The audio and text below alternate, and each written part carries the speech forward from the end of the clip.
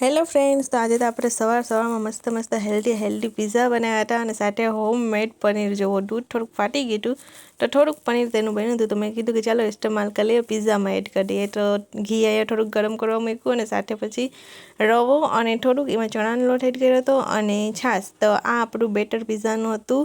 એ રાખી અને પછી એની માટે જ ટમેટાં, ડુંગળી, ધાણાભાજી, મરચું ને બધું નાખી શકે, પણ તીખાન મરચું ના ખાવું હતું એટલે પછી ટમેટાં, ડુંગળી, ધાણાભાજી અને પનીર એડ કરી દીધું અને તેને સરખાઈ આમ દબાવીને બેટરમાં આમ બેસાડી દીધું, તાકી જે ઉપરથી એડ કર્યું ને બધું નીકળી ના જાય. અને પછી માથે છે ને તમે આપણે શું કહેવાય, મને ભૂલાઈ ગયું હા યાદ આવી ગયું, જીરું પાવડર અને મરચાંનો ભૂકો એડ કરી દીધો અને પલટાવીને પણ આપણે પકાવી લીધું, તાકી ટમેટા ડુંગળી છે ને તેનો કાચો સ્વાદ ના આવે. અને પછી એમાં એડ આપણે કર્યું મસ્ત ટમેટો સોસ.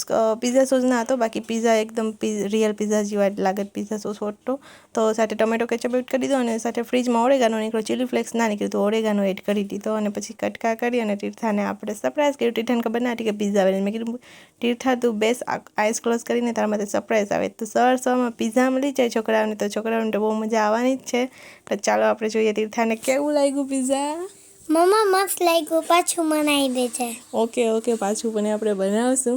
તો ચાલો આપણે આ પિઝા રેસીપી તમને પણ બતાવી, તમે પણ બનાવીને મને કહેજો કે તમને કેવું લાગ્યું પિઝા. એક ચીઝની કમી હતી, ચીઝ ના હતી, બાકી ચીઝ હોત તો વાત જ જાડ્યો, એકદમ મસ્ત પિઝા બની જાત.